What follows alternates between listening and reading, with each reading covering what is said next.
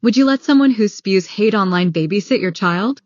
What if that someone was family, and they swore it was all just a joke?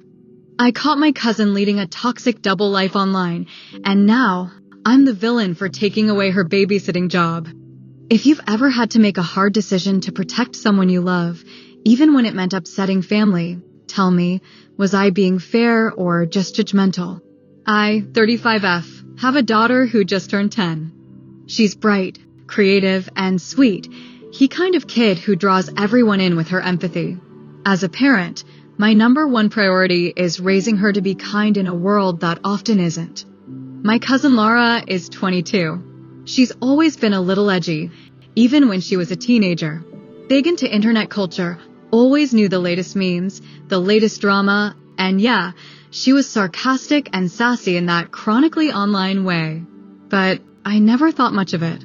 We're just from different generations. I always figured she'd outgrow it. And when I needed a babysitter a few times a month, Laura was usually my first call.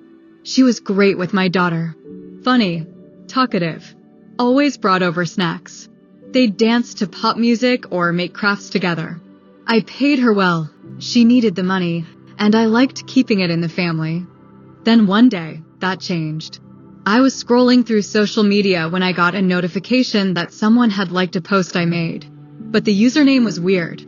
One of those Stan account handles all emojis, random caps, and a photo of a celebrity. It was a fan account. Or more accurately, an anti-fan account. I clicked through out of curiosity, and what I saw genuinely shocked me.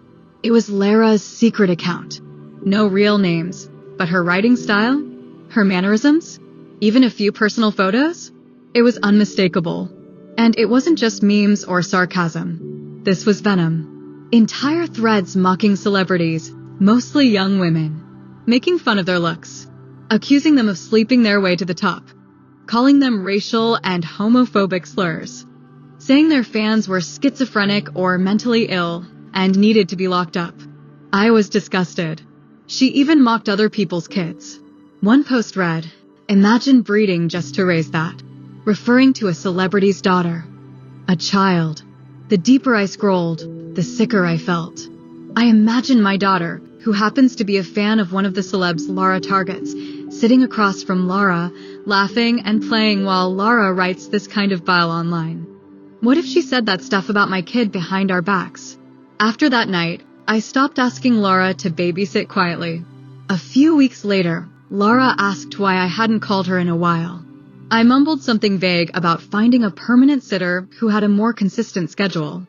She didn't push at first.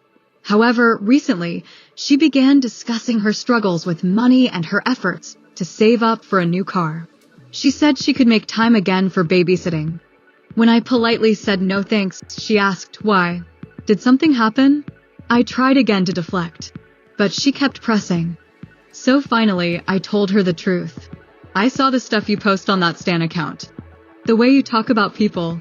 It made me sick to think you might say those things about my daughter or teach her that kind of behavior is okay. She exploded.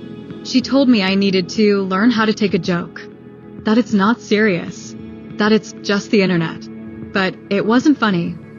It was cruel, obsessive, dehumanizing. I had screenshots.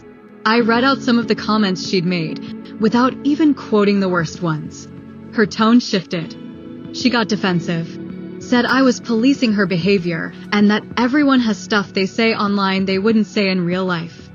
She even threatened to go through my online history to find something embarrassing. I told her, good luck. I don't use the internet to be horrible to people. Then she said I was taking things out of context and acting like some out-of-touch moral authority. She mocked me for being old and soft.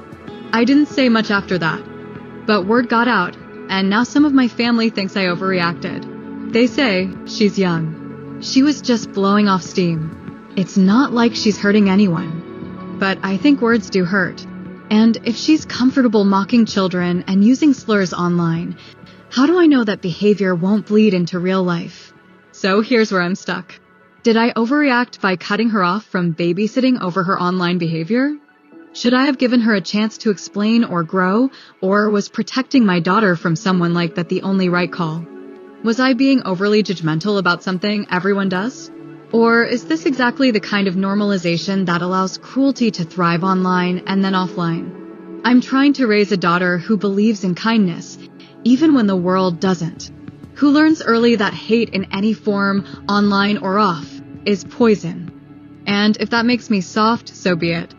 But maybe I need to hear it straight. Am I wrong for refusing to let my cousin babysit after seeing her toxic stan account? Let me know. Was I too harsh? Or is this the wake-up call she needed? Drop your judgment in the comments. Am I wrong for pulling the plug on the babysitting job? Click like if you've ever had to draw a hard boundary with family. And subscribe for more intense, real-life AITA dilemmas that test our values and shake up our assumptions. Because sometimes, protecting your peace means disappointing people you love.